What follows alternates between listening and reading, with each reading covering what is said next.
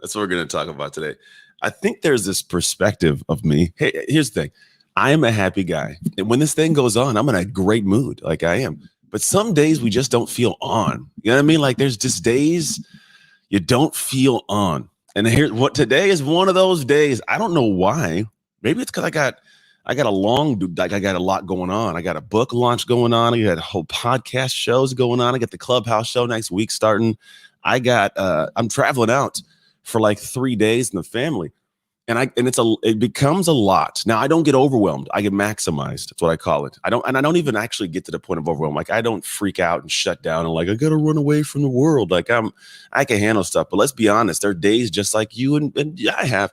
You just don't feel on. Like you feel like like I want to go take a nap. You know what I mean? What's up? How you doing, Luke Chappell? You know what I'm talking about? Good morning, James West. You ever had that? I'm gonna have a conversation today. Like I'm gonna have a conversation. You really show not. Like someone says, Bob, I rarely show not on. This is me not on, by the way. This is me not at like fire mode. Good morning, Farmer Mima.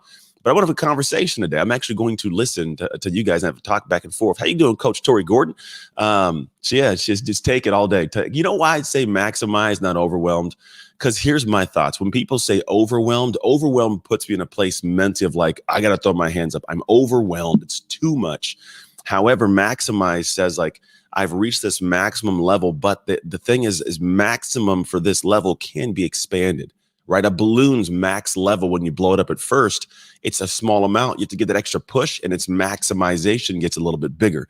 And so the way I look at, hey, Simone, the way I look at life is like, I may feel maximized, but everything that I want is going to happen past this level currently. It's how exercise works, right? If I want to be able to run a marathon, when I first start training, the first mile I'm running, I'm not very good at running that mile, right? It just sucks. My maximization there is like, I can't do this, but eventually I keep training and my capacity grows. So my maximized level can grow into my capacity as it stretches. So that's why I say maximize, not overwhelm. It's a personal thing I teach my clients to think through. But I want to have a conversation like, have you ever felt this? Like, have you ever got to the point where you start a day and like, you're just like, man, I don't feel like all the feels, like I got up this morning and I was up at 5:15, like normal, getting my day going. And then from 6 to 7, I usually will sit down and start ticking away at stuff. And I sat down at 6 o'clock this morning, and I was like, I don't want to do anything. Like, I don't want to do anything. Like that was quite literally like, that was, I don't know. My brain said that. Now I'm going to tell you what I do in these moments and how I don't stay off. Cause I think that's gonna be more valuable to you today. Cause there are some people who say, I don't feel like being on, and the whole day gets wasted. Like that happens. Yes, Retha Bowman. So here's what I do. I realize this. I think what we can do in those moments where we feel maximized, we feel like things are tough, we can lean into it. And a lot of people will lean into it and go, look, I don't feel like doing much today. And then we'll go, yeah, I don't feel like doing much. And you'll tell your friend, I don't feel like doing much. And your friend will go like, yeah, it's cool. Take the day off, chill out, relax. And I realized like, no, because when we do that in those moments, if I lean into that feeling and I embrace that feeling, I'm embracing this level I'm at that I don't want to be at. And I'm going to feel the same level of maximization later on. And I don't like the feeling right now. Why do I want to keep feeling it? I want to find out how to get past this. And so what I do is I actively think logically, how do we move into this, right? Monday after having wine to Sunday. Yeah, there you go. She says Monday, I don't feel like doing much. Brianna Cameron says, I've been emailing you. Hey, great. I don't know if I see them personally. My team might get them. I don't know which email it is, but go ahead and send it. So Katarina says, I have no energy today. Beautiful. So not that it's beautiful you have no energy, Katarina. I'm not saying that, but like you get what I'm saying is beautiful. Like I am in human connection at the moment. And here's what I choose to do. First off, I realize I'm in this space. This is what I'm telling you guys, this is what I actually do. What's up, my man, John? I would actually do this. And this is what I'm doing today. I did this morning before I came on because I didn't feel like doing this. I'm not going to lie. I was like, I don't know if I want to get on a live stream and talk to people. And I'm like, what do I talk about? And I was like, I'm just going to be dead honest with you guys. I'm not always on. That was my thought. And now we're going to talk through what I did leading up to this call to actually get some things moving. I had a great call with somebody right before this, but before that, so that 6 to 7 hour window, I started feeling like a loser. That's like, what's even worse? Like when you don't feel like doing something and you don't do anything you're supposed to, you feel more like a loser. You're like, I suck. And then you feel like, you know what I mean? Like that's what it's even worse. And then a place where I live, like in my world, my job is to serve and to show up. So I feel like, man, I'm not even helping the people, but I believe this could be a better help, right? Just talking through a real experience and letting you know I'm very human and I have things that are good. There's nothing wrong in my life. Nothing's going bad. Everything's good, but it's just a lot. And I'm like, oh, I want to breathe. I want to be able to sit down and not feel guilty for watching a TV show, right? There you go. Nikki says, my imposter syndrome messes me up. Totally get it. Nicole Duncan, hey, good morning to you. So here's what I do. I'm going to finally actually talk to you about what I do in these moments. So the first thing I do is I realize I got this thing going on. Second thing I do is realize that I got to do something physical to adjust this. And by physical, I mean movement. As much as I know when we get these funky places, we just want to sit down and do nothing. That's kind of the worst thing we can do. You can actually, if you think about joy and peace and happy, it's a level of chemicals in your brain that get released. And so Farmer Mima says ADHD requires daily brain hacks to get things going and get things done. I agree. Great book I have over here called Spark on that. But what I do is I got to move. And if I can stretch or roll out, do some push-ups, it starts to release a little bit of the chemicals that give me some joy, right? That's a big piece of it.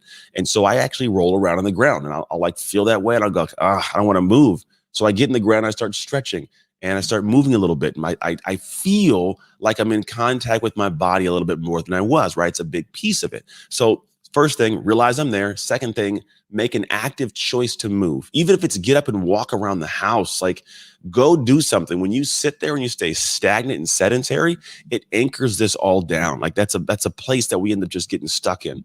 You're not obligated to be able to, yeah, appreciate it, Ryan Sullivan, man, to perform. Yeah, I don't know if it's an obligation. I agree it's not an obligation, but I believe it's an obligation of mine and my world to share the honest parts of my humanity. Because 95% of the time I'm on people, but there's this 5% I'm like, nah, I don't want to do anything, right? So Devin says, when you're not feeling it, then you force yourself to the gym. Yes, agree. Got to fight through. It is movement, Devin. Huge piece of it. The third part of it, here's what I'm really big on, is taking an action in the opposite direction of what I feel right now. And this is the key one, guys.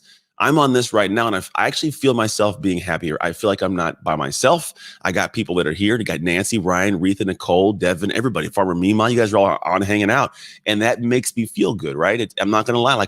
I love having conversations and doing this.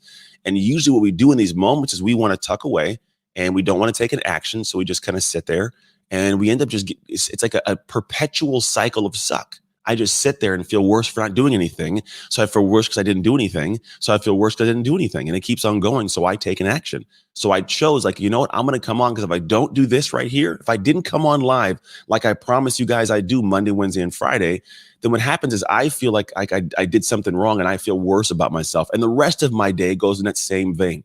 So I take an action. And it's a statement I heard from my man. I can't think of his name. Oh, I hate that I can't think of his name right now. He's an American gladiator. It's not Laser. Maybe it's Laser. Dang it, I can't think of his name. Anyways, he's going to watch it and get mad. But he told one time, action ends suffering.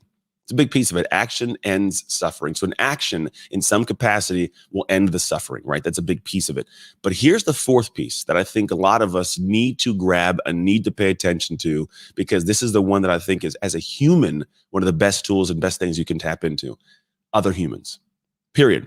Like I'm here right now, and I know that when I come on here, I get to have think about the beginning of this live stream. I said, I want to have a conversation with you today. I don't want to just have me talking and not read comments. I'm actively looking at your comments right now because I want to respond and talk to you guys, because I realize that we do is when we're in funky places, we never borrow joy. And by borrowing joy, that word means borrow is very specific. I chose that word because if you think about it, when you're in these places where you don't feel great, you feel like you're a burden to other people, so you don't go around them. But here's the unique thing. People love helping. There's joy in helping. You know what I'm saying? There's joy in giving. And so when I have these funky moods, I have conversations with other people that I know are happy.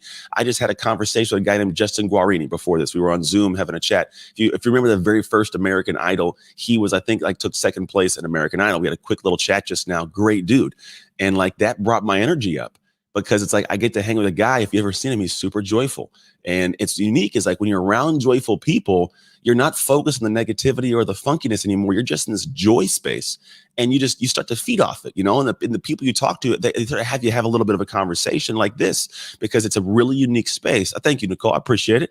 It becomes a space where now I'm having a bounce of other humans and getting that feeling of joy. And if you think about when you're in funky moods, hanging out with your friends, when they take you out, you have you had a breakup or something, hey, let's go out. Let's go do something. Why? Because we're all going to go do something and hang out. And they're not going to let you feel that way. They're going to say, hey, go have a drink or go for a walk or go to do this thing. Let's go paint. Let's go do a paint night. I don't know.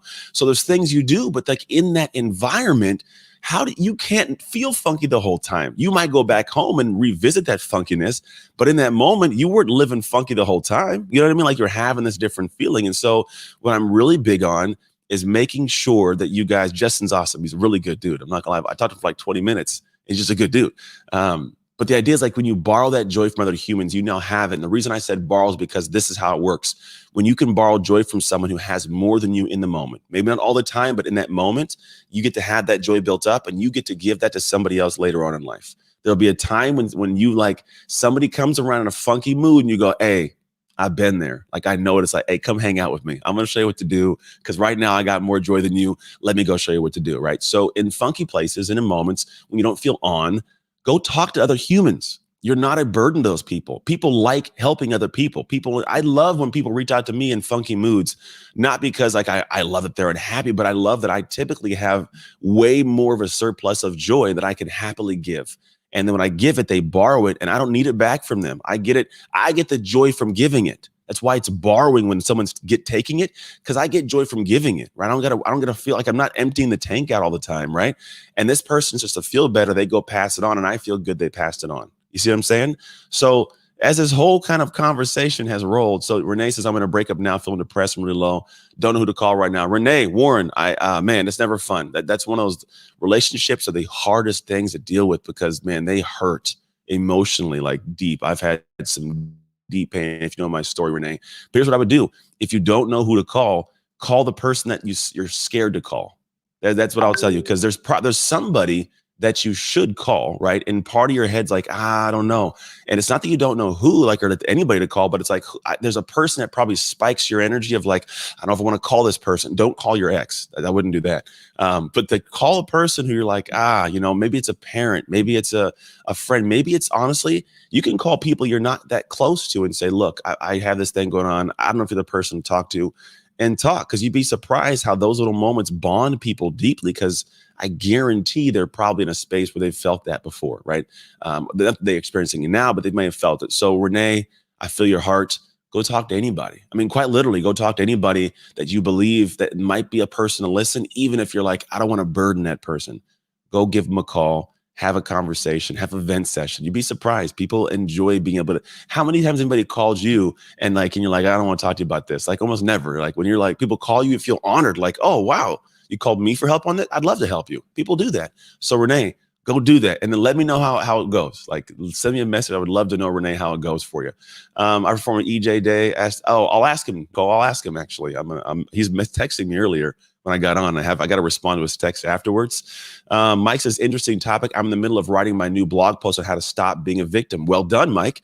That joy, that gratitude from whoever you're near when you're in that funky mood is a blessing. Yes. Renee, go do that. And I agree. Yes, Mike, go write that thing. It is a blessing. You got good people in your life. So go find these people. And here's the thing also, we'll kind of sum it up on this. You don't always have to be on. You don't. I used to, years ago, I had this thing, I do nightly 90. I thought I always had to be on when I was doing this nightly 90. And I realized that like the best performing will call were the ones where I was like, hey guys, I had a bad day today. Sounds odd, right? But it's human. And so I want you to realize that it's very human to be in a funk sometimes. You don't always have to be on. And I'm not saying I'm in a funk. I just didn't feel like on today. I'm not in a bad mood. I just like, I didn't feel that extra click, like I typically do 90% of the time. So, but I wanted to let you guys know I am human. This happens. Like, this is how the world is. It's totally normal to feel that way. It'd be weird if you didn't, right? If you didn't ever have a bad day, those people scare me. Those are the ones who go like, freak out and do weird stuff that they shouldn't be doing because like they just pen it up and I'm happy. I promise I'm happy. Like you ain't happy, man. Like calm it down, Bob. Like you want to go take a vacation, homeboy. Like just you got to be there. But those are the most normalized people. Those are the ones that are settled who can talk about it. And I'm telling you guys, today I just started the day not feeling on, and I don't feel 100% there. I feel 2% better right now. I started like probably if I'm usually a 95, like I started the day like 70 and I got to like a 75, 80 after talking to Justin. I'm like an 82 right now. I feel good. I got some things to do today. It'll pick up and get moving. But I wanted to let you guys know that one, I care about being consistent as a human. So when I say I'm going to be here, I'm going to be here. Friday is going to be a little bit tough because I'm traveling, but I should make it on just earlier, like an hour earlier. I'll be in Texas. But the big thing is it's normal. It's normal to have these funky days. lean into them, learn from them. Like I think for me, I get to learn more about myself because I slow myself down. I take a look at what's kind of slowing me down, and then I get to see like, hey, what do I got to navigate to actually not feel this way again? Because I know for me, sometimes, to be honest, here's what it typically is. It's when I got a lot of stuff to get done and I don't know where it's going to get done. That's the one thing that usually slows me down. And maybe you guys have felt this, but like I got a to-do list right here that's got to get done in the next like 7 days. And look at how big that is. That's a long to-do list. Now it's not overwhelming because I know every piece of it. I know the hours and the time, but I do know that some of these things I was supposed to get done yesterday and that they didn't make it in. So in my head, I'm like, when am I going to get that done? Some things that added yesterday that I haven't put into the calendar. So I'm like, when's it going to get done? And that floatiness, that lack of anchored certainty, that creates a funk for me. So I do know for myself, I'm looking at this going, maybe first thing is what needs to come off the list. That's part of what I'll end up doing is probably saying what needs to come off the list a little bit. And if I could take it off the list, it frees my heart a little bit and then it'll give me some more clarity to move. And then sometimes it's just getting things in and getting them done. The action I talked about, that action and suffering. So that's my message for you guys today. That's all I got. I appreciate it, Alex. Man, I appreciate you. Go do handstand push-ups and cartwheels. Nicole, I wish I could do handstand push-ups. I had this shoulder surgery about 2 months ago. And this one on Saturday, I popped a rib out. And so like I didn't even get to work out for a couple of days. And yesterday I had to go get a lacrosse ball and go to my kitchen floor and put my rib back in place. And I didn't go see a chiropractor. I probably should have, but like I can breathe again. I felt it go right back in, but it was bad for like 3 days. It was hard. Sleeping sucked, but I can't do a handstand push-up. That's not going to be in my wheelhouse. Anyways, all right, you guys. I truly appreciate you guys. Thank you, man. I appreciate you too, Eric. Thank you, John. Appreciate you. Very welcome. Enjoy you guys' day. Whatever you do out there in the world, go enjoy it because it's life. At the end of the day, we got this day. We have this life. You can make the most of it. Even if you have a start that's funky, turn it around. Take some action. Call some friends. Get things moving like I'm doing. And you'll find that, man, these are good days. You get to look back on and go, yeah, I own that. I feel good for owning it. And I'm going to make something great from it. And that's it. So take care. God bless you guys all. And I'll see you on Friday.